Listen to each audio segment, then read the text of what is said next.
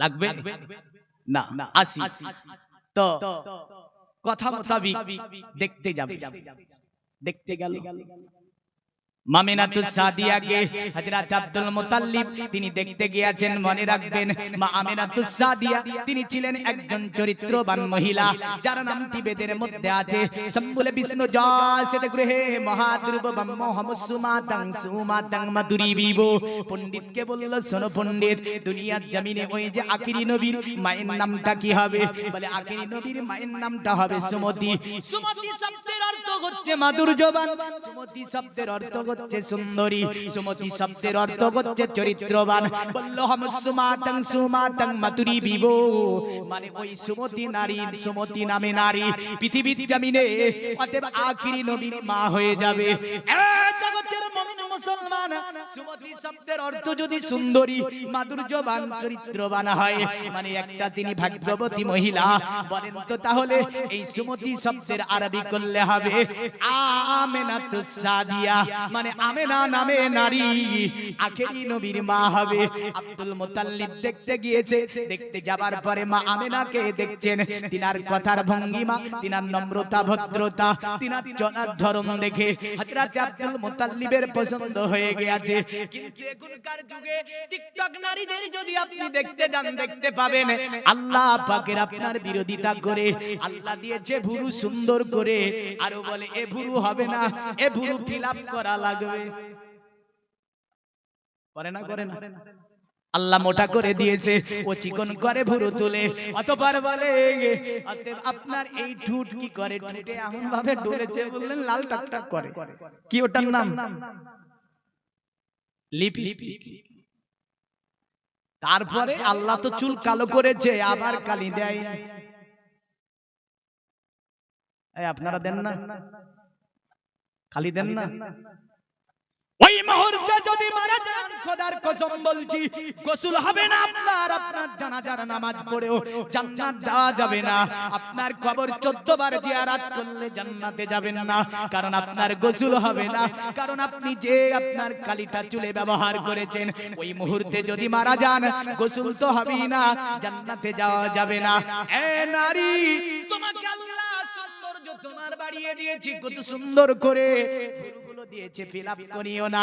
আল্লাহ নাখুন দিয়েছে, রাসূল বলছেন প্রতি সপ্তাহে একবার করে নাখুন কাটা, এটা রাসূলুল্লাহ সুন্নাত, জোরে বলেন সুবহানাল্লাহ।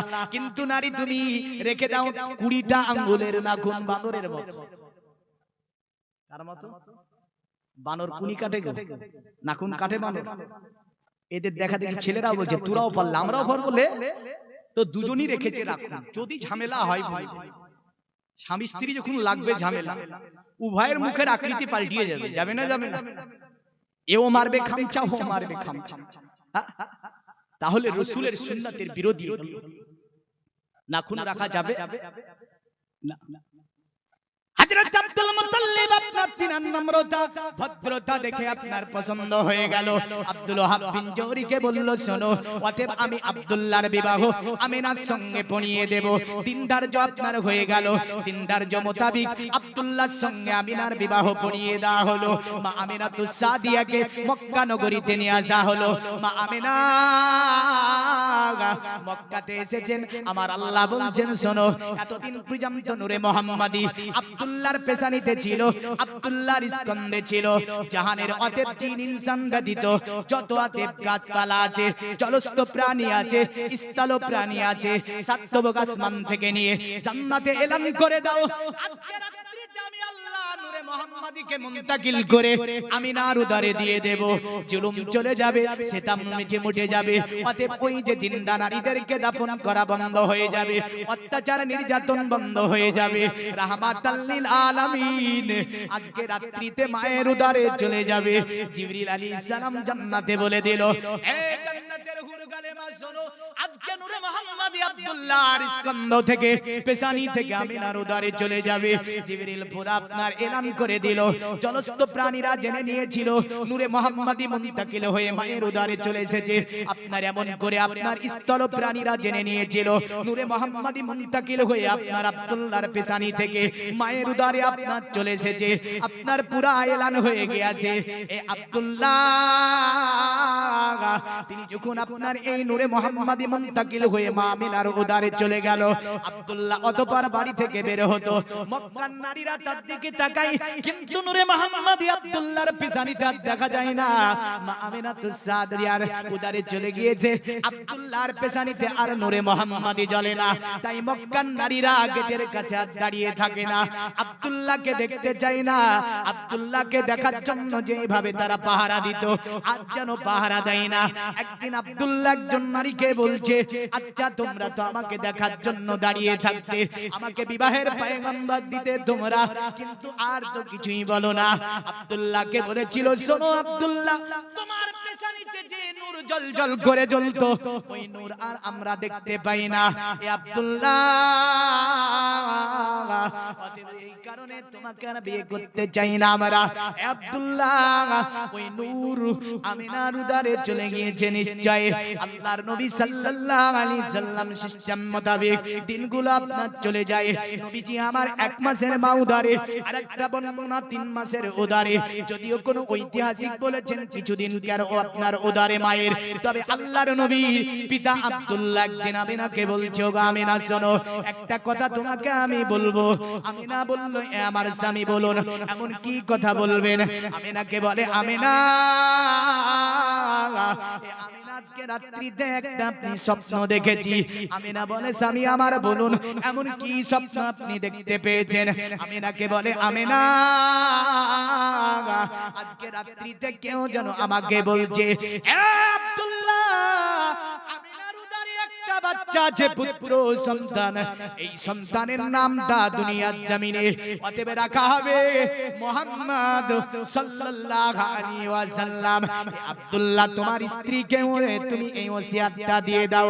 তাই আব্দুল্লাহ বলছে, এ আমিনা, দুনিয়ার জমিনে অতএব তোমার উদরে একটা পুত্র সন্তান রয়েছে। শোনো, আমি আব্দুল্লাহ, আমি কিছুদিন পরে বাণিজ্যে চলে যাব। এইভাবে তো সংসার চলবে না, কারণ আমি আব্দুল্লাহ ভাইদের সঙ্গে বাণিজ্যে যাব। এ আমিনা,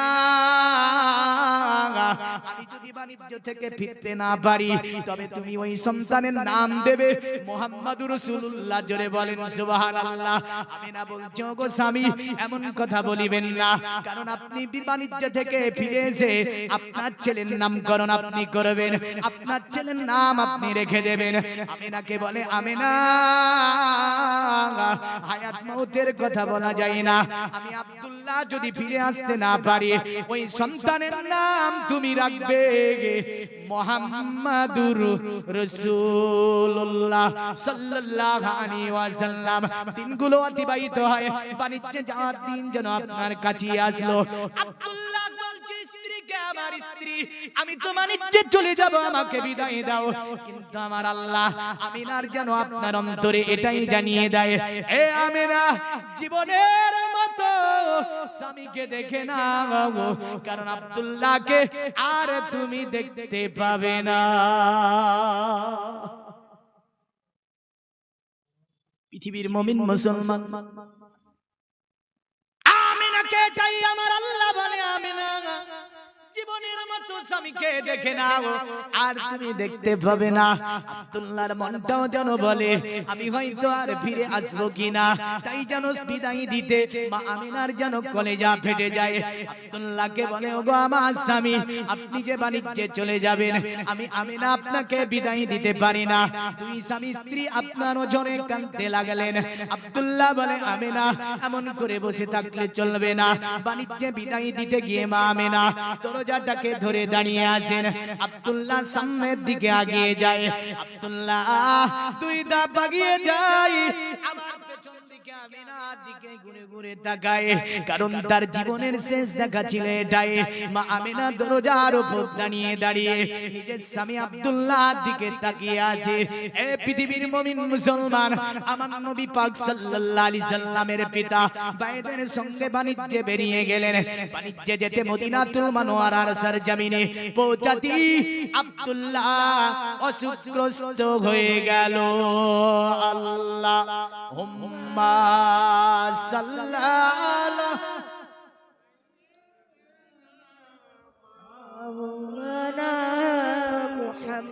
ওয়া আলা আলি সাইয়্যিদিনা।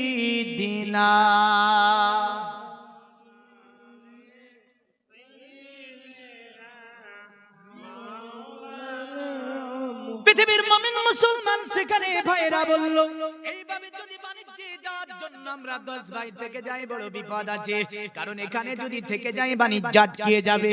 আব্দুল্লাহর আত্মীয় ছিল ওই মদিনাতুল মুনাওয়ারায়, ওই আত্মীয়র বাড়িতে তাকে রাখা হলো। বড় ভাই আপনার তার সঙ্গে হারিস থেকে গেল, বলে তোমরা বাণিজ্যে চলে যাও, আমি আব্দুল্লাহ দেখাশোনা করব।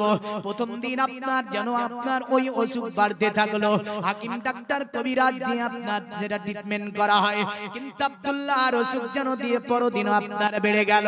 আমার আল্লাহ জিবরিলকে বলে, জিবরিল আব্দুল্লাহকে আমি ডেকে নেব আগামী কাল। জিবরিল বলে, আল্লাহ দুনিয়াতে তোমার নবী এখনো যায়নি, নবীদের নবী অতএব মায়ের উদারে, নবীদের ইমাম মায়ের উদারে, নবীদের সরদার মায়ের উদারে। ওগো আল্লাহ তুমি যদি নবীর পিতাকে ডেকে নাও, এটা তো কেমন হয়ে যায় না। আমার আল্লাহ বলে, শোনো অতএব জিবরিল, আমার নবী আমাকে বলেছে, আল্লাহ দুনিয়ার জমিনে আমি রাসূলুল্লাহ আমি ইয়াতিম হয়ে যেতে চাই, রাসূলুল্লাহ আমি অতএব ইয়াতিমদের দুঃখ সুখ বুঝতে চাই। এই আমার আল্লাহ দুনিয়ার জমিনে আমি মিসকিনদের হয়ে থাকতে চাই, আর কিয়ামতেও আমি রাসূলুল্লাহ মিসকিনদের হয়ে উঠতে চাই। জোরে বলেন সুবহানাল্লাহ। আব্দুল্লাহ আপনার সেখানে তৃতীয় দিন এত সুখ বেড়ে গেল, আব্দুল্লাহ যেন আপনার ভাইকে বলছে, গো ভাই আমি হয়তো দুনিয়ায় বাঁচবো না, তবে আমিনাকে রেখে যাচ্ছি। এ ভাই আমার স্ত্রী আমিনার দিকে একটু নজর রাখবে, কারণ তখনকার জামানায় ফোনের জামানা নয়, তখনকার জামানা আপনার কি ছিল, দুধ পাঠানো হতো খবর দেওয়ার জন্য। আর মদিনা থেকে মক্কা 300-400 কিলোমিটার আপনার রাস্তা, যেখান থেকে আপনার মানুষ এসে খবর দিতে পারবে না। আব্দুল্লাহ আল্লাহর ডাকে সেই জায়গাটি যেন সারা দিলে। বড় ভাই কাঁদতে লাগলো, বলে আব্দুল্লাহ আমার পিতা আব্দুল মুতাল্লিবকে যাবার পরে কি বলবো, আমিনাকে আমি গিয়ে কি বলবো। অঝর নয়নে কাঁদতে লাগলেন। এখনকার জামানায় যদি আরবে কেউ মারা যায়, লাশ এসে পৌঁছে যাবে। কেরালায় যদি মারা যায়, লাশ এসে পৌঁছে যাবে। বেঙ্গলারে যদি মারা যায়, লাশ এসে পৌঁছে যাবে। চিল্লাতে যদি মারা যায়, লাশ এসে পৌঁছে যাবে। কিন্তু আগেকার জামানায় এই সিস্টেম ছিল না। বললেন কেমন করে পৌঁছাবে? উটের হাওদাই করে যদি পাঠানো হয়, সেখানেই আপনার শেষ হয়ে যাবে, কারণ আসতে পারবে না। তাই আব্দুল্লাহকে মাকামে আবু আনাবুক নামে স্থানে আপনার হারিস সহ আপনার যেন তার আত্মীয়রা মিলে ওই জায়গাটি দাফন করে দিলে। পৃথিবীর মুমিন মুসলমান কাফিলা সার জন্য আমিনাতুস সাদিয়া প্রতিদিন যেন তাকিয়ে থাকতেন মদিনার রাস্তার দিকে। এই দিকে আপনার বড় ভাই তিনি ফিরে আসলেন সেখান থেকে, পিতা আব্দুল মুতাল্লিবকে দেখে অজরননে কাঁদতে লাগলেন। আব্দুল মুতাল্লিব বলছে কি হয়েছে? বলে আব্বা আমাদের ছোট ভাইকে বাঁচাতে পারিনি, আমাদের ছোট ভাই ইন্তেকাল করে গিয়েছে। এ আব্বা তাকে বাণিজ্যে যাওয়ার সময়তে আমরা যেন অসুখগ্রস্ত পেয়ে গেলাম। আমি অনেক চেষ্টা করলাম, হাকিম ডাক্তার বৈদ্য ডেকে যেন অনেক ট্রিটমেন্ট করালাম, কিন্তু আমার ছোট ভাইকে বাঁচাতে পারলাম না। আব্দুল মুতাল্লিব বড় ভালোবাসতো ছোট ছেলেকে, তিনি যেন হামাগুড়ি দিয়ে পড়ে গেলেন, হাউমাউ করে কাঁদতে লাগলেন। মা আমিনা শোনার পরে তিনি যেন আপনার আপনার পাগলের মতো হয়ে গেলেন। যদি বলা হয়েছে যে কষ্ট, যে দুঃখ, যে আপনার স্বামী হারাতে যে শোকতাপ মা আমিনার উপরে এসেছিল, এই শোকতাপ যদি কোনো পাহাড়ের উপর দেওয়া হতো, পাহাড় যেন এই ভার বইতে সক্ষম হতো না। মা আমিনাতুস সাদিয়া এমন তিনি ছিলেন যে তিনি পাগলের মতো হয়ে গেলেন। আপনার তাফসীরে রুহুল বায়ানের মধ্যে লেখা হয়েছে, মা আমিনা বলেন আমার স্বামী চলে যাবার পরে আমি আমিনাতুস সাদিয়া, আমি যখন পাগলের মতো হয়ে গিয়েছিলাম, আমি আমিনাতুস সাদিয়া ওয়া ইজা মাসাত ফিদারি কানাল হাজারু এলিনু তাহতা আকদামিহা। মা আমিনা বলেন আমি যখন আমার ঘরের সাহাম দিয়ে চলতাম, আমি আমিনাতুস সাদিয়া আমার পায়ের নিচে যে পাথরগুলো পড়তো, পায়ের নিচে যে অতএব ওই যে পাথরের কাঙ্কুরি গুলো পড়তো, এই কাঙ্কুরি গুলো যেন তুলার মতো নরম হয়ে যেত। জোরে বলবেন না সুবহানাল্লাহ। মানে ওই পাথরগুলি মা আমিনা ভাবতো কি ব্যাপার, পাথর কেন নরম? এটা বানোয়াটি ঘটনা নয়। হানাফি জামাতের আন্তর্জাতিক তাফসীরের নাম হচ্ছে তাফসীরে রুহুল বায়ান, 20 খণ্ডে বিভক্ত তাফসীর। জোরে বলেন সুবহানাল্লাহ।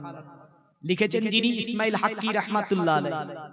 আর এখন মোল্লা বলছে তাফসীরে রুহুল বায়ান মানি না, তাফসীরে রাজি মানি না, তাফসীরে কবির মানি না, তাফসীরে ভাইজাবি মানি না। ও মানে কি বলবো, মনে হচ্ছে আলু ভাঙা পেয়েছে। আলু ভাঙা বুঝেন আমার মুর্শিদাবাদের ভাষায়, ওই মাছ দিয়ে আলু ভাঙা করে বলে। আপনাদের করে তো দেখবেন খাওয়ার সময় কাঁটাগুলো বাদ দেয়। ও মনে হচ্ছে আলু ভাঙা পেয়েছে, এটা মানবে ওটা মানবে না, এটা মানবে ওটা মানবে না। আর নিজের বেলায় 16 আনা, অন্যের বেলায় 4 আনা। হ্যাঁ, মানে নিজেরটা সহি আর অপরেরটা জাল। একই বলে নিজের বেলায় 16 আনা আর অপরের বেলায় 4 আনা। যাই হোক, আল্লাহর রাসূল সাল্লাল্লাহু আলাইহি সাল্লামের মা তিনি বলছেন ওয়া ইজা মাসাত ফিদারি কানাল হাজারু এলিনু তাতা আকদামিহা। আমি আমিনাতুস সাদিয়া আমার পায়ের নিচে যেন ওই পাথরগুলি তুলার মতো নরম হয়ে যেত। মা আমিনাতুস সাদিয়া রাদিয়াল্লাহু তাআলা আনহা তিনি যেন পাথরে হাত দিতেন, পাথর যেন আপন আপনার প্রকৃতিকে নিয়মে শক্ত আছে।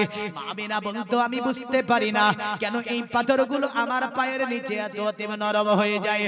মা আমিনা বলেন পৃথিবীর মানব আমার আল্লাহ আমাকে সান্ত্বনা কেমন করে দিয়েছিল, স্বামীকে হারিয়ে ফেলে আমি আমিনা যেন পাগলের মতো হয়ে গিয়েছিলাম। আল্লাহর রাসূল মায়ের উদরে আছেন। মা আমিনা ওই মরুভূমির প্রান্তর দিয়ে চলতো। মরুভূমির প্রান্তরে একগুলো গাছের দেখা মিলে, যেগুলোকে বাবুল গাছ বলে, বড় কাঁটাগুলো তীক্ষ্ণ কাঁটা। মা আমিনাতুস সাদিয়া যখন তিনি ওই মরুভূমি দিয়ে চলতেন, ওই বাবুল কাঁটা পায়ের নিচে পড়তো। আর আমিনাতুস সাদিয়া তিনার পায়ের নিচে বাবুল কাঁটা যেন তুলার মতো নরম হয়ে যেত। জোরে বলেন সুবহানাল্লাহ। মা আমিনাতুস সাদিয়া বলেন পৃথিবীর মানুষ, আমি আমিনাতুস সাদিয়া আমার সঙ্গে তাজ্জবকর ঘটনা ঘটতো। আমি আমিনা বালতি রুসি নিয়ে যখন কূপের কাছে চলে যেতাম, আমি আমিনা আমাকে দেখে কূপের পানি উতাল পাতাল দিয়ে আমি আমিনা আমার কাছে যেন উঠে চলে আসতো। আমি আমিনা বুঝতে পারতাম না এটা কেন আমার সঙ্গে হয়। একদিন আমিনা কূপের ধারে দাঁড়িয়ে কূপের পানিকে বলছে আমি বুঝতে পারি না এ প্রাকৃতিক এ কূপের পানি আমার সঙ্গে এমন কেন হয়। আমার স্বামীকে হারিয়ে ফেলে আমি আমিনাতুস সাদিয়া মন মানসিকতা আমার এমনিতেই খারাপ, এ পানি এমন কেন হয়। গায়েবী আওয়াজ আছে আমিনা, এ আমিনা তুমি ভয় পেও না, তুমি হবে বিশ্ব নবীর মা, তোমার জন্য তোমাকে কোনো কষ্ট করতে দেব না। এ আমিনা তুমি কোনো ভয় পেও না। জোরে বলেন সুবহানাল্লাহ। রাসূল আমার উদারে আছে। একদিন মক্কাতুল মুকাররমার সরজমিনে দুই ধারে পাহাড়, কারণ ওটা একটা মরুভূমির প্রান্তর, একটা দ্বীপ মানে পরিচিত। মানে একদিকে আছে ভূমধ্য সাগর, একদিকে আছে পারস্য সাগর, একদিকে আছে আপনার কি ভারত মহাসাগর, চতুর্দিকে সাগর, মধ্যখানে আছে আপনার দ্বীপ। আপনার সংস্কৃতি ভাষায় এই কারণে বলেছে জায়গাটার নাম হবে সম্বল নামে শহর। সম্বল শব্দটি সংস্কৃতি শব্দ, যে শব্দের অর্থ হচ্ছে শান্তির এলাকা। সংরক্ষিত এলাকা।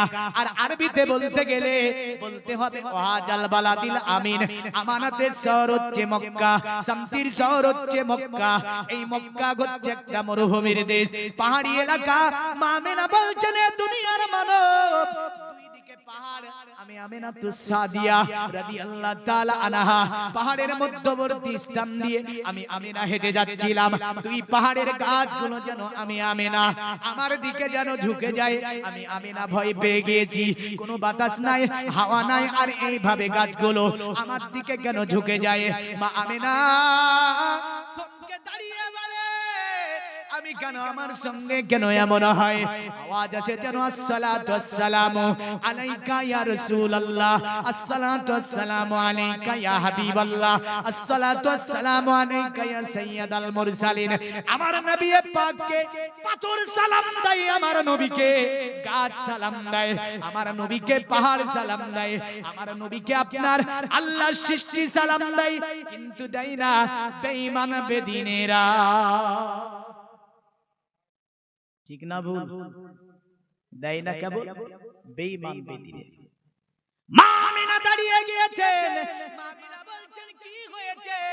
গায়েবী আওয়াজ আছে, আমিনা তুমি ভয় পেও না, তুমি বিশ্বনবীর মা। ওগো আমিনা,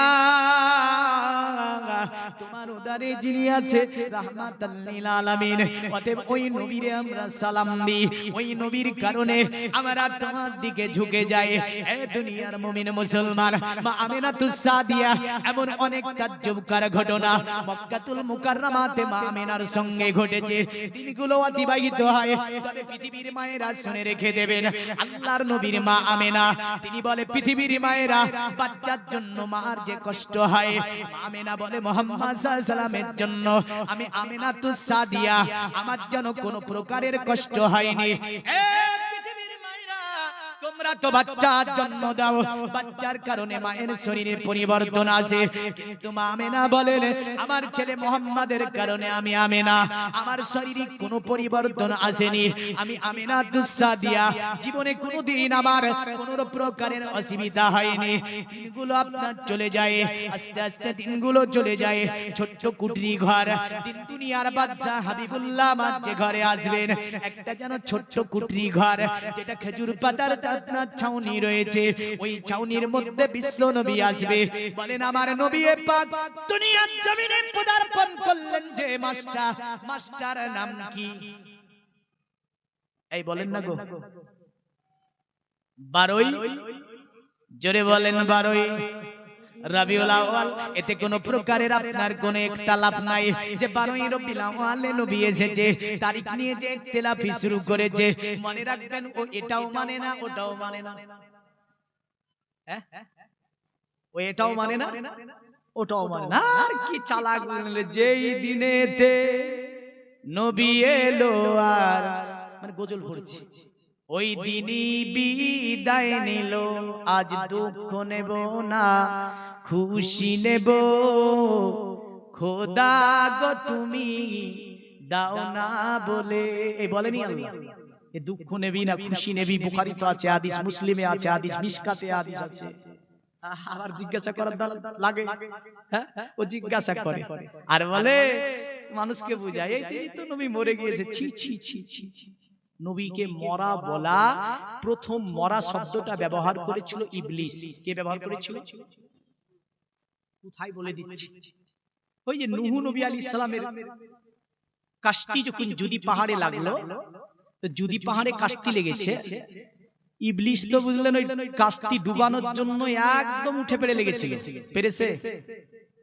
ইবলিস এদুর সেজে বললেন কাশতিকে কাটছে। বাঘ ছিল, আল্লাহ বাঘের শ্বাস থেকে বিড়াল তৈরি করে দিল। জোরে বলেন সুবহানাল্লাহ। সুবহানাল্লাহ। এই কারণে বিড়ালকে বলা হয় বাঘের মাসি। কি বলা হয়? বাঘের মাসি। বিড়ালের নাক থেকে, মানে বাঘের নাক শ্বাস থেকে, নাক থেকে বেরিয়েছে বিড়াল। তো বিড়াল থাকলে ওখানে ইঁদুর থাকবে। শয়তান দেখছে ভারী বিপদ, এখন যদি ইঁদুর সাজি তাহলে বিড়ালের পেটে যাবে। আর কাস্তি কাটা গেল না। শেষ পর্যায়ে এসে বলছে নূহ একটা কাজ করো। বলে কি কাজ? বলে তুমি তো নবী, আল্লাহকে বলো আমি তওবা করব। ইবলিস তওবা করবে, নূহ নবী বলে তুই তওবা করবি, বলে হ্যাঁ। আল্লাহকে বল আমি তওবা করব। নূহ নবী আলাইহিস সালাম আল্লাহকে বললেন, আল্লাহ ইবলিস তওবা করতে চাইছে, তওবা কি নেবে? আল্লাহ বলল তওবা তো নেব, কিন্তু আদমের ওই সিজদা এখনো বাকি আছে। জোরে বলেন সুবহানাল্লাহ। তওবা নেব, আদমের সিজদা যদি করে তাহলে তওবা নেব। ইবলিসকে বলছে শোন, ওই আদম আলাইহিস সালামকে সিজদা বাকি আছে, আল্লাহ বলছে ওই সিজদা করা লাগবে। তখন উঠে বলছে আদম মরে মাটির সঙ্গে মিশে গিয়েছে, বেঁচে থাকতে তার সিজদা করিনি, আর মরে মাটির সঙ্গে মিশে গিয়েছে তারে সিজদা করব। নাউজুবিল্লাহ বল, জোরে বলেন নাউজুবিল্লাহ। এটা ইবলিসের কথা ছিল যে আদম মরে মাটির সঙ্গে মিশে গিয়েছে, আর সিজদা করব কেন? তাহলে নবীদেরকে মরা শব্দ ব্যবহার করেছিল সর্বপ্রথম ইবলিস শয়তান। আর এখনো নবীকে মরা নিয়ে ব্যতিব্যস্ত হয়েছে। আল্লাহ হেফাজত করে। আসে মুহাম্মদ সাল্লাল্লাহু আলাইহি ওয়াসাল্লাম এসেছেন 12ই রবিউল আউয়াল। দিনটা খুব স্মরণীয়, মাসটাও স্মরণীয়। জোরে বলেন সুবহানাল্লাহ। সুবহানাল্লাহ। এ পৃথিবীর মুমিন মুসলমান, নবীজি কবে এসেছে এই নিয়ে সনাতন ধর্মে বেদের মধ্যে মন্ত্র দেখেন। সম্বলে বিষ্ণু জাসিত গৃহে মা দুর্বমম হামসুমাতং সোমাতং মতুরি বিভোগো দদো সংশুক্ল পক্ষ সমদো বিমাসি মদাবং জতেদ্রতং পুত্রং পিতৃ খ্রিষ্ট মনুষ্য। বলল সোনাকের নবী আসবে মাধব মাসের শুক্ল পক্ষসি দ্বাদশীতে নবীকে পাঠানো হবে। মাধব মাস মানে বৈশাখ মাস। বৈশাখ মাস বিক্রমী ক্যালেন্ডারের মতে এটা হচ্ছে বসন্তের মাস। বসন্ত শব্দটা হচ্ছে বাংলা শব্দ। বসন্তের যদি আরবি করা হয়, আরবি হবে রবি। জোরে বলেন সুবহানাল্লাহ। একটু বেরেন হাজি দেখে শব্দগুলো ধরার চেষ্টা করবেন, কারণ শব্দগুলো যে আমি বলে যাব। বলল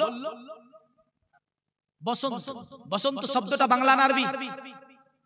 বাংলা। আরবি করলে হবে রবি। জোরে বলেন। বলল দাদো সংশুক্ল পক্ষ মাধবী মাসি মদাবাং। আর সনাতন ধর্মে চাঁদকে দিবাগে ভাগ করা হয়। একটাকে বলা হয় প্রথমাংশ, দ্বিতীয়কে বলা হয় দ্বিতীয়াংশ। প্রথমাংশকে আপনার সংস্কৃতি ভাষায় বলা হয় আপনার কি শুক্ল পক্ষসা, মানে প্রথম দিকে নবী আসবে। প্রথম শব্দটি আপনার বাংলা শব্দ, যদি এর আরবি করা হয়, আরবি করলে হবে আউয়াল। দুটি শব্দের সংযোজন দিলে হবে রবিউল আউয়াল। জোরে বলেন সুবহানাল্লাহ। নবী আসবে কবে? দ্বাদশ 12 তারিখে, রবিউল আউয়ালের 12 তারিখে নবী আসবে। কারণ আল্লাহর নবী এসেছেন যে মাসে, মাসটার নাম রবিউল আউয়াল। রবিউল আউয়াল মাস এসে গিয়েছে, নবীজির আগমনের সময় এসেছে। আমার আল্লাহ পাক বলল পৃথিবীতে জানিয়ে দাও আমি আল্লাহ রাহমাতুল লিল আলামিনকে দুনিয়ায় পাঠিয়ে দেব। অত্যাচার থাকবে না, জুলুম থাকবে না, এমন করে দুনিয়ার জমিনে রাহমাতুল লিল আলামিন আবির্ভাব ঘটবে। জিবরিল আলাইহিস সালাম ডঙ্কা পিটিয়ে আপনার জিন ইনসান ব্যতীত সকলকে জানিয়ে দেওয়া হলো আমার নবীজি সাল্লাল্লাহু আলাইহি সাল্লাম আসবে। দিন বলছে আল্লাহ তোমার নবীকে পাঠাবে, আমার মধ্যে পাঠিয়ে দাও। যদি নবী আমার মধ্যে আসে, কিয়ামত পর্যন্ত আলোচনা সভা হবে, কিয়ামত পর্যন্ত নবী পাকের জিকির হবে, কিয়ামত পর্যন্ত নবী পাকের চর্চা হবে। আর আমি দিন নবীর সঙ্গে আমার সম্মানও বেড়ে যাবে। জোরে বলেন সুবহানাল্লাহ। রাত্রি বলছো গো আল্লাহ দুনিয়ার জমিনে নবীকে আমার মধ্যে পাঠিয়ে দাও, কারণ নবীর কিয়ামত পর্যন্ত কোনো কীর্তন হবে, কিয়ামত পর্যন্ত নবী পাককে নিয়ে আলোচনা হবে। আর আমি রাত্রি ওর সঙ্গে আমার আলোচনা হবে, আমার সম্মান বেড়ে যাবে। আল্লাহ, আমার আল্লাহ বলে রাত্রি দিন থেমে যাও। আমি আল্লাহ উভয়ের কথাকে কবুল করে নিলাম। রাত্রি দিনের মধ্যখানে আমি আল্লাহ আমার নবীকে আমি পাঠাবো। জোরে বলেন সুবহানাল্লাহ। আল্লাহ পাক আপনার তাই আমার নবীজিকে সুবে সাদিকে রক্তে আল্লাহর নবীকে দুনিয়ার জমিনে পাঠাবেন। তবে নবীজি আমার দুনিয়ার জমিনে আসবেন। ওই রাত্রিতে জিবরিলকে আল্লাহ বলছে, এ জিবরিল জান্নাতের মধ্যে চলে যাও ফিরদাউসুল আলা, কারণ সবচেয়ে বড় জান্নাত যেটা, ওই গেটটার নাম হচ্ছে জান্নাতুল ফিরদাউস। জোরে বলেন সুবহানাল্লাহ। কারণ জান্নাতে গেট আছে 8টা। কটা? এই কটা আছে জান্নাতের গেট? আল্লাহর কাছে কোন জান্নাতটা চান আপনি? চাওয়াই তো জানেন। হ্যাঁ, মিশকাত একটা হাদিস আছে, সাহাবাদেরকে নবী বলছেন, সাহাবারা আল্লাহর কাছে কোন জান্নাত চাও? সাহাবাদেরকে নবী বলছে কোন জান্নাতটা চাও? সাহাবারা বলছে ইয়া রাসূলুল্লাহ, আল্লাহর কাছে সবচেয়ে ছোট জান্নাতটা চাই আমরা। মানে দোয়া যখন করে তারা বলে আল্লাহ আমরা নগণ্য সাহাবী, আমাদেরকে ছোট জান্নাতটা কমসে কম দাও। আমার নবী বলে এ সাহাবী, আমার আল্লাহর কাছে যখন দোয়া করে জান্নাত চাইবে ওই সময় ছোট জান্নাত চাইবে না, আমার আল্লাহর কাছে সবচেয়ে বড় জান্নাতটা চাইবে। সাহাবারা বলল নবীজি সবচেয়ে বড় জান্নাত কোনটা? নবী বললেন জান্নাতুল ফিরদাউস। জোরে বলেন সুবহানাল্লাহ। জিবরিলকে বলল জান্নাতুল ফিরদাউস একটা জায়গা আছে, এই জায়গাটার নাম হচ্ছে ফিরদাউসুল আলা, সবচেয়ে উচ্চ মাকাম। জিবরিলকে বলল জিবরিল জান্নাতুল ফিরদাউসুল আলার মধ্যে চলে যাও। জিবরিল বলল আয় আমার আল্লাহ, জান্নাতুল ফিরদাউসুল আলাতে কি রাখা আছে? আমার আল্লাহ বলে জিবরিল দেখবে অতএব জান্নাতুল ফিরদাউসুল আলার উপরে এক গ্লাস শরবত রাখা আছে, ওটা নিয়ে মক্কাতে চলে যাও। মক্কাতে যাবার পরে নবীজির পিতা নবীজির মা আমিনাকে ওই শরবতটা পান করিয়ে দাও। জোরে বলেন সুবহানাল্লাহ। জিবরিল আলাইহিস সালাম জান্নাতুল ফিরদাউসুল আলার মধ্যে প্রবেশ করলেন, ওই এক গ্লাস শরবত বললেন হাতে নিলেন, নেওয়ার পরে দুনিয়ার জমিনে মা আমিনাতুস সাদিয়ার ঘরে জিবরিল যখন প্রবেশ করেছে, মা আমিনাতুস সাদিয়া যেন ভয় পেয়েছে। মা আমিনা বলে কে এই রাত্রিটা আমার ঘরে প্রবেশ করলে? মা আমিনাকে আওয়াজ দিয়ে বলে ওগো মা আমিনা, এ আমিনা তুমি ভয় পেও না, কারণ তোমার কাছে আমি একটি উত্তম মানের বিষ্ণু নিয়ে হাজির হয়েছি। জিবরিল আলাইহিস সালাম মা আমিনার কাছে আপনার গিলাসটাকে এমন করে ধরে বলে আমিনা, এ আমিনা এই শরবতটা তুমি পান করে নাও। মা আমিনা বলে না আমি শরবত পান করব না। জিবরিল বলে আমিনা এই শরবতটা তুমি পান করে নাও। আল্লাহ পাকের নবীর মা, আল্লাহ পাকের নবীর মা আমিনা তিনি ওই শরবতটা বলছেন আমি হাতে ধরে নিলাম। যখন আমি হাতে ধরে নিলাম, আমি আমিনা শরবতটা যেন দেখলাম দুধের চেয়েও সাদা আর মধুর চেয়েও মিষ্টি। জোরে বলেন সুবহানাল্লাহ। আমি আমিনা তিনের এক অংশ পান করে আমি বলছি আর পান করতে পারবো না, কিন্তু ওই ব্যক্তি আমাকে ধমকি দিয়ে বলল এ আমিনা এটা রাখা যাবে না আমিনা, পুরোটা তোমার পান করে নিতে হবে। মা আমিনাতুস সাদিয়া আবার বলছে আমি পান করলাম, তিনের দুই অংশ আমি পান করে ফেললাম, আর যেন আমি পান করলাম না। জিবরিল বলে আমিনা পুরো শরবতটা তোমার পান করে নিতে হবে। আমিনা বলে আমি আবার পান করতে লাগলাম, পুরো আমি শরবতটাকে যেন পান করে নিলাম। ওই ব্যক্তিটা আমার ঘর থেকে বেরিয়ে চলে গেল। হঠাৎ করে আরেকটা আপনার ব্যক্তি আসবে যাদেরকে আমার আল্লাহ ডাক দিয়ে বলে হাওয়া, এ হাওয়া বলে লব্বাইকা ইয়া রাসূল ইয়া আল্লাহ বলুন। অতএব আমার আল্লাহ বলে হাওয়া দুনিয়াতে আমার নবীকে পাঠাবো। দুনিয়ার মা বোনেদের আপনার কি হয় বর্তমানে? এখন তো আপনার কি হসপিটাল, এমন করে এখন কোথায় যায়? মেডিকেল থেকে নিয়ে আপনার নাসিম হোম ইত্যাদি জায়গায় মায়েদের বাচ্চা হয়, আপনার খিদমত করে আয়া রাখা থাকে। কোন মেয়ে কিন্তু এর আগে দায়ী রাখা ছিল, দায়ীর আসার পরে খিদমত দিত। আল্লাহর নবীর জামানা তো ওই সময় দায়রা আপনার আসতো, কিন্তু আমার নবীজি সাল্লাল্লাহু আলাইহি সাল্লামের পৃথিবীর জমিনে কোন মহিলা থেকে আমার আল্লাহ আমার নবীজির খিদমত নাইনি। জোরে বলেন সুবহানাল্লাহ। মা আমিনাতুস সাদিয়ার খিদমত করেছে। হাওয়াকে ডেকে বলে এ হাওয়া যাও দুনিয়ার জমিনে চলে যাও। হাওয়া আপনার বলে আল্লাহ অতএব কোথায় চলে যাব? বলে মক্কাতুল মুকাররমায় চলে যাও। আমিনাতুর ছোট্ট কুটিরি ঘরে মা হাওয়া আপনার আর সকল মানুষের মা হাওয়াকে আমার আল্লাহ পাঠিয়ে দিল। আর একজন মহিলাকে ডাক দেয় যার নাম ছিল আসিয়া। আল্লাহ বলে আসিয়া, এ আসিয়া তুমিও চলে যাও। আমার আল্লাহ বলে এ মারিয়াম তুমিও চলে যাও। আমার আল্লাহ আরেকজনকে ডেকে বলে এ হাজেরা যাও মক্কাতে চলে যাও। আমার নবী দুনিয়াতে যাবে, আমার নবীর খিদমত করতে হবে। জোরে বলেন সুবহানাল্লাহ। মুসলমান, যদিও কোন ঐতিহাসিক আরেকজন মহিলার নাম নিয়েছে যার নাম রহিমা, এই রহিমাকে আমার আল্লাহ পাঠিয়েছিলেন। তবে এরা আমার নবী পাকের মায়ের, আমার নবীর খিদমত কেন পেয়েছিল? 4 জন 5 জনের 5টা কারণ আছে, আপনাকে প্রতিটা কারণ বলে দেব। তবে 5 জন ভাই একটু হাত তুলে বলেন দেনি, আমি হাওয়ার কারণটা বলবো। হাওয়া কেন আমার নবী পাকের মায়ের খিদমত করার সুযোগ পেয়েছিল? একজন ভাই বলেন তো 1000 টাকা দেব। হাওয়ার কথাটা বলবো, একজনকে 1000 টাকা দেব। হাওয়া কেন চান্স পেল রাসূল সাল্লাল্লাহু আলাইহি সাল্লামের খিদমত করার? একটা কারণ আছে না নাই? এই কারণটা ইনশাআল্লাহ বলে যাবে। কারণ শুনেছেন তারা এসেছিল, কি কারণে তারা এসেছিল শুনেন। তাদেরকে নসিব কেন আল্লাহ দিল এটা শুনেন। না একজন ভাই 1000 টাকা দেবেন? সুবহানাল্লাহ। দেখেছেন? বলে মৌলভী সাহেব ওয়াজটা বাড়ান। আমি তো আজ বলেছি একদম পৌঁছে দিব আপনাকে ওই 9 বছরের সিনাচাক পর্যন্ত। হালেমার বাড়িতে আল্লাহর 6 বছরে যে সিনাচাক হলো ওই পর্যন্ত আজকের ঘটনাকে পৌঁছাবো। তারপরেও যদি পারি ইনশাআল্লাহ একদম হালিমার বাড়ি থেকে নিয়ে 18 বছর পর্যন্ত রাসূলুল্লাহ সাল্লাল্লাহু আলাইহি ওয়াসাল্লামের বয়স পর্যন্ত ইনশাআল্লাহ পৌঁছে দেব। এই দেখেন একজন 500 টাকা দিয়েছে। সুবহানাল্লাহ। জমিলা বিবি 1000 টাকা দিয়েছে। 500 টাকা নগদ নাকি? সুবহানাল্লাহ। জমিলা বিবি দিয়েছে যেহেতু 1000 টাকা, তাহলে একটা বলে দিই নাকি? মা হাওয়া। এই দেখেন আরেকজন এসেছে। সুবহানাল্লাহ। কি নাম? মন্টু। নারায়ে তাকবীর, জোরে বলেন নারায়ে রিসালাত। মন্টু 1000 টাকা বলে আমি দেব বলেছে। বলেন দেখি হাওয়া কেন চান্স পেয়েছে? সুবহানাল্লাহ। মা হাওয়া দুনিয়ার জমিনে যখনই বাচ্চার জন্ম দিত দুটি, জোরে বলেন, একটা হতো পুত্র একটা হতো কন্যা। কিন্তু মা হাওয়া একবার একটা বাচ্চার জন্ম দিয়েছিলেন।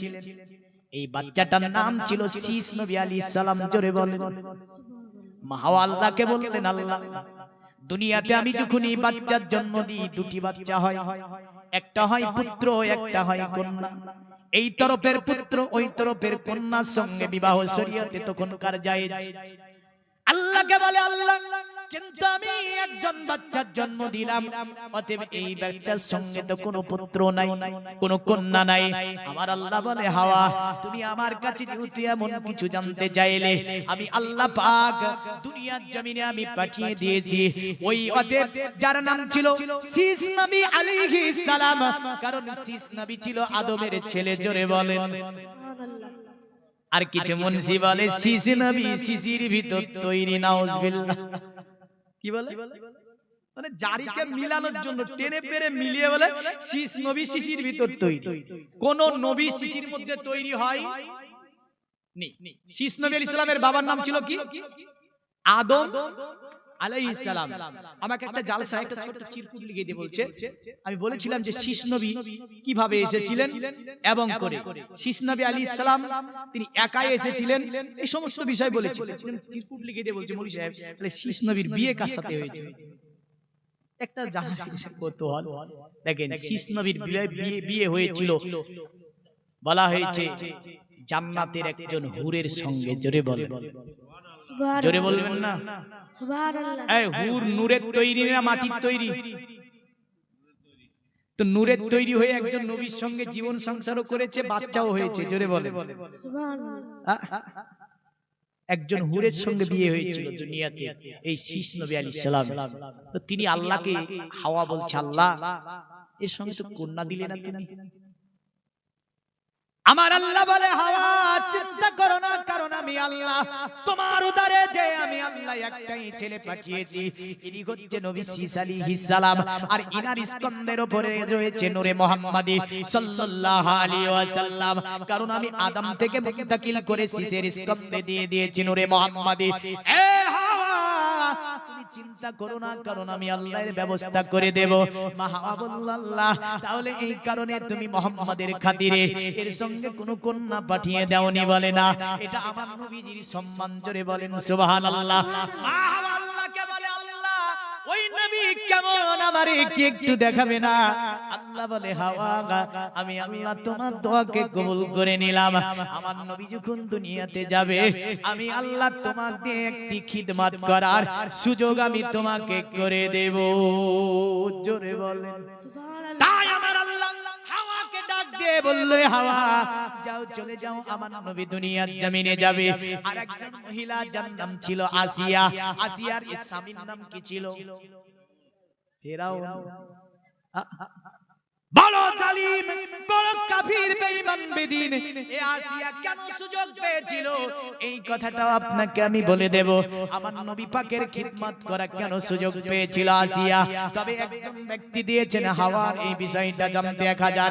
আপনার আসিয়া ফেরাউনের স্ত্রী, তিনি একজন জান্নাতি মহিলা। আসিয়া কেন সুযোগটা পেল এই আপনার বার্তাটা আপনার কাছে পৌঁছাবো। আরেকজন আমার তরুণ ভাই, আমার যুবক, এমন করে আমার অনেক আপনার সমবয়সী দেখে নিয়ে চাচা বাপজিরা বসে আছেন। মাত্র 1000 টাকা মায়েদের তরফ থেকেও একজন, আর ছেলেদের তরফ থেকে একজন দাও যাবে।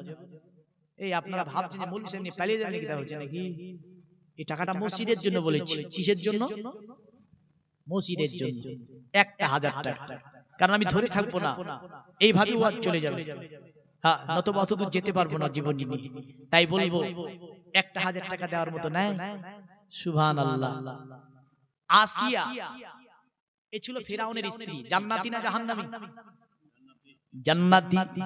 ফেরাউন এত বড় মস্ত বড় কাফের, স্ত্রী যাবে জান্নাতে। বোঝা গেল আপনার আসিয়া যদি জান্নাতে যায় তাহলে এ মা তুমি কেন জান্নাতে যেতে পারবে না? ফেরাউনের স্ত্রী যদি জান্নাতে যায়, একজন ভাই না 1000 টাকা দেবে। আসিয়া কেন আমার নবী পাকের খিদমত করার সুযোগ পেল? ছোট্ট করে বলে আবার চলে যাব নাই।